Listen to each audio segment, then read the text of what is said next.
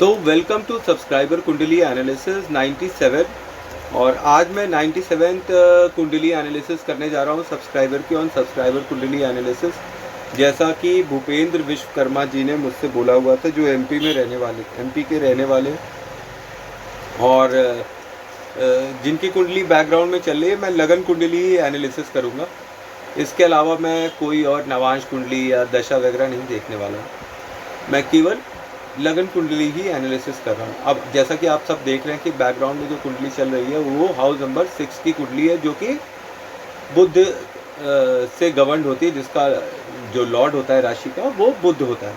तो बुध इस राशि के लगन लॉर्ड हैं और वो ही इस कुंडली को घुमा फिरा रहे हैं और इसको बल दे रहे हैं।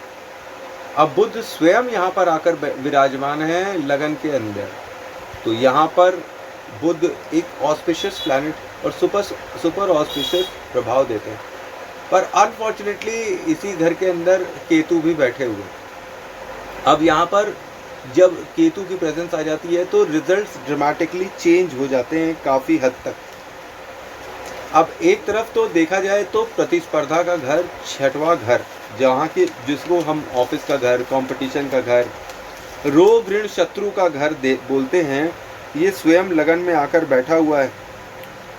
तो अब ये यहाँ पर कैसा प्रभाव देगा, तो एक एक कर हम डिकोड करते हैं कि ये नेटिव किस तरीके के फल प्राप्त कर सकता है। यहाँ पर बुध की प्रेजेंस जो है नेटिव को एक ऐसा व्यक्ति बना देती है जो अत्यंत ही चालाक हो सकता है, जो अत्यंत ही प्रतिस्पर्धा वाला हो सकता है, जो मुंह से काम करने वाला हो सकता है, जो एक अच्छा व्यापारी हो सकता है, एक अच्छा ट्रेडर हो सकता है, इवन कॉम्पिटिटिव स्पिरिट वाला बंदा हो सकता है। क्योंकि बुध केतु एक्चुअली 6th हाउस में एनर्जी तो बुध केतु की ही होती है और स्वयं बुध केतु इस वक्त आके लगन में बैठे हुए हैं।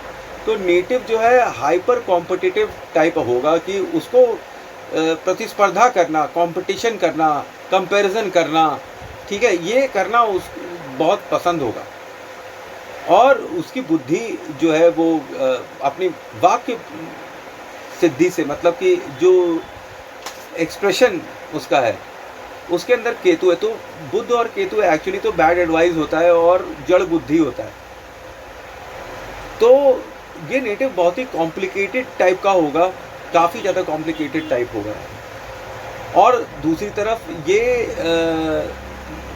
केतु की प्रेजेंस यहाँ पर इनको वर्गोत्तम केतु जो है यहाँ पर इनको काफ़ी हद तक रिलीजियस बना देती है कि ये रिलीजियस नेचर के हो सकते हैं, काफ़ी रिलीजियस हो सकते हैं। केतु की प्रेजेंस यहाँ पर यही करती है।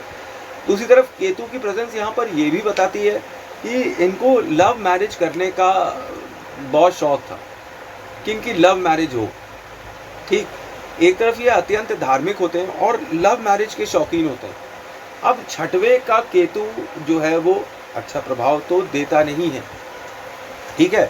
अब एक तो प्रतिस्पर्धा, ऊपर से सुपर प्रतिस्पर्धा, और छठवां घर हमेशा किसको देता है? जेल खाना, पागल खाना और दवा खाना को, हॉस्पिटल के घर को देखता है। तो यहाँ का केतु एक साइड इन्हें बहुत चालाक बना देता है, दूसरी साइड इनको एक अजीब सी बुद्धि देता है जिसमें ये काफ़ी हद तक ये दोनों तरीके के परिणाम दे सकता है। क्योंकि बुध एक तो लगन में बैठा हुआ है और 6th हाउस का बुध सबसे अच्छा होता है, उच्च का बुध होता है। ओम गण गणपतये नमः का ये जाप करें तो इनके काफ़ी हद तक प्रॉब्लम सॉल्व हो सकते हैं। क्योंकि यहाँ पर जो गणेश के साथी होते हैं वो केतु होते हैं और जो राहु की साथी होती है वो सरस्वती होती है। तो इसलिए यहाँ पर ये कहा जा सकता है कि गणेश वंदना से इनको अत्यंत लाभ मिल सकता है और ये एक ऐसे व्यक्ति होंगे जो किसी न किसी रूप में रोगों से संबंध रखते होंगे और ऋण से संबंध रखते होंगे और शत्रुओं से संबंध रखते होंगे। इसका मतलब कि ये एक अच्छे डॉक्टर बन सकते हैं। दूसरी तरफ यहाँ पर ये कॉम्बिनेशन एक बहुत हद तक ये बताता है कि नेटिव जो है वो काफ़ी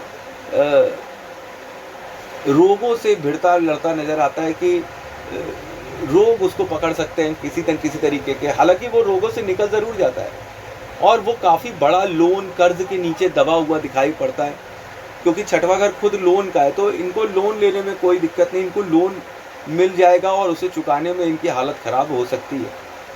और अपने शत्रु ये स्वयं ही होंगे, क्योंकि हाउस नंबर 1 जो है वो स्वयं का घर है। और यहाँ का नेटिव एक ऐसी सिचुएशन में फंस जाता है जिसमें वो अपना अहित खुद से करने लगता है। भले ही लगन में बैठा है 6 नंबर, पर स्वयं का शत्रु कौन होगा, ये नेटिव खुद ही होगा। अब ये नेटिव खुद से अपना शत्रु कैसे होगा, जैसे कि एक रोटी खानी है तो वो एक रोटी जो है ये बांट कर खा लेगा। अब ये कम खाएगा तो बीमार पड़ जाएगा। अपना ध्यान न रखने वाला ये बंदा हो सकता है। अब यहाँ पर बुध और केतु एक ऐसी सिचुएशन देते हैं, जैसे लाल किताब में बोला गया है कि बुध जो है वो कुत्ते का सिर है और केतु जो है वो कुत्ते की पूंछ है। और केतु अगर पॉजिटिव रहेगा यहाँ पर तो फिर ऐसा सिचुएशन हो सकता है कि तब ये योग अच्छा प्रभाव दे। अदरवाइज केतु के ऊपर डिपेंड करता है। वर्गोत्तम केतु बैठा हुआ है यहाँ पे। एक सिंपल सी बात बोली जाती है कि नेटिव को कुत्ता नहीं पालना चाहिए, क्योंकि ये एक्चुअली तो है मंगल का घर। ये मंगल का घर है। इस मंगल के घर में ऐसी कोई काम न किया जाए जिससे मंगल का घर खराब हो जाए, क्योंकि बुध भी मंगल के मित्र तो है नहीं और केतु भी मंगल के मित्र तो है नहीं। तो नेटिव किसी न किसी वजह से बीमारी, स्पाइन की प्रॉब्लम, इन सब चीज़ों से जूझता हुआ नज़र आता है। वो कई बार ऐसे डिसीजंस लेता है जो दूसरों के बहकावे में आकर डिसीजन ले लेना और उसके बाद परेशान हो जाना कि भाई तू ये कर ले, भाई तू वो कर ले, भाई तू ये भी, तो ये सब करने के लिए तैयार हो जाते हैं। इनका व्यक्तित्व ऐसा होता है कि वो मतलब भटकाव वाला व्यक्तित्व होता है। डिसीजन मेकिंग इनकी बहुत पावरफुल नहीं होती है। और जीवन में इनके लिए केतु ये बोलता है कि अगर इन्हें लाइफ में कुछ करना है तो सबसे पहले इनको कंसल्टेंसी लेनी चाहिए। इनको अपना एक गुरु ज़रूर बनाना चाहिए। अपने लाइफ के इम्पोर्टेंट काम करने के पहले इन्हें कंसल्टेंसी ज़रूर लेनी चाहिए। अब केतु की प्रेजेंस यहाँ पर अगर हाउस नंबर 1 में बैठी हुई है तो राहु जो है वो ऑब्वियस है 7वें में बैठा होगा। और अगर 6वां घर बैठा हुआ है लगन के अंदर तो 12वां घर बैठा होगा। कहाँ पर ये बैठा होगा? लाइफ पार्टनर के घर के अंदर। तो अब 12वां घर अगर लाइफ पार्टनर के अंदर घर के अंदर पहुंच गया है और राहु जैसे ग्रह के साथ बैठा हुआ है, जो अलगाव के ग्रह हैं, जो बुरी संगत के ग्रह हैं, जिनके साथ ये कहा जाता है कि संगति बुरी हो जाती है, इनके जो मित्रगण होंगे वो शराब, सिगरेट, दारू, ये सब व्यसन में ज़रूर होंगे। और 12वें का राहु है तो ये मुसीबत तो क्रिएट करेगा ही करेगा। ये लाइफ पार्टनर के साथ ज़बरदस्त अलगाव क्रिएट कर देगा। लाइफ पार्टनर या तो इनके साथ उसके साथ इनका बिस्तर अलग हो जाएगा, डिफरेंट बेड्स, डिफरेंट कमरे, डिफरेंट कंट्रीज़, डिफरेंट सिटीज़, ऐसे तरह की सिचुएशन होगी कि मान के चलिए कि अगर डिवोर्स नहीं हुआ तो अब डिवोर्स होने के लिए 6, 8 और 12 में मंगल की प्रेजेंस होनी चाहिए, जो कि राशि के रूप में 1 नंबर 8वें घर में बैठी हुई है। तो डिवोर्स होने के चांसेस भी इनके बहुत ज़्यादा हैं कि इनके लाइफ पार्टनर से इनका डिवोर्स हो जाए और ये अलग रहने लगे। ठीक, एक डिस्टेंस मेंटेन हो जाए, भले ही अगर डिवोर्स नहीं भी हो रहा है तो भी। अब मंगल की सिचुएशन अगर देख ली जाए तो मंगल जो है वो चंद्रमा के साथ बैठा हुआ है, 4थे घर में बैठा हुआ है। तो सिचुएशन मंगल की भी अच्छी नहीं है। इवन जब वो धन योग बना दे रहा है, चंद्र मंगल युति बना दे रहा है, तब पर भी मंगल की स्थिति अच्छी इसलिए नहीं है क्योंकि 4थे घर में मंगल अच्छा परफॉर्म नहीं करेगा। पर 4थे घर में यहाँ पर चंद्रमा 9वें घर के साथ बैठा हुआ है, गुरु की राशि के साथ। तो काफ़ी हद तक नेटिव बहुत विद्वान होगा, पर अग्रेसिव घर के अंदर बहुत होगा, उपद्रव मचाने वाला होगा। यहाँ पर वक्री राहु वर्गोत्तम अवस्था में 7वें घर में बैठा हुआ है। और नेटिव के लिए मैं ये कहूँगा कि ये अपनी वाइफ के लिए कुछ भी कर दें, अपने चमड़ी के चप्पल बना कर दे दें, तब भी इनकी वाइफ जो है वो इनको कभी एक्सेप्ट नहीं करेगी। वो हमेशा इनको कंपेयर करेगी कि देखो फलाना आदमी ये कर रहा है, फलाना आदमी वो कर रहा है और तुम क्या कर रहे हो। मतलब हमेशा एक कदम आगे। राहु ऐसा करवा देता है 12वें घर के साथ। कि नेटिव की जो वाइफ होती है वो हमेशा बहुत कंपैरिजन करती है, दूसरे लोगों से कंपैरिजन करती है, जबकि वो खुद कंपैरिजन करने लायक नहीं होती है। नेटिव की जो मैरिड लाइफ होती है उसके अंदर डिस्टर्बेंस सेक्स रिलेटेड हो सकते हैं, एक्स्ट्रा मैरिटल अफेयर्स की वजह से हो सकते हैं, और इस वजह से भी हो सकते हैं कि नेटिव जो है वो अपनी वाइफ को किसी ना किसी वजह से सेटिस्फाई नहीं कर पाता। और यहाँ पर 12वें का राहु नेटिव की वाइफ को, लाइफ पार्टनर को हॉस्पिटल भेजना या उससे किसी वजह से दूर भेज देना जैसी चीज़ें क्रिएट कर देता है। अब 12वें का राहु तो जैसे आप सबको पता है कि जेल खाना, पागल खाना और दवा खाना का है। तो यहाँ पर बहुत ज़्यादा चांस है कि नेटिव को कोर्ट कचहरी का सामना करना पड़े, और क्या कहते हैं, किसी न किसी वजह से मैरिड लाइफ में मतलब कोर्ट कचहरी का सामना करना पड़े। यहाँ का राहु धन हानि भी बहुत करता है।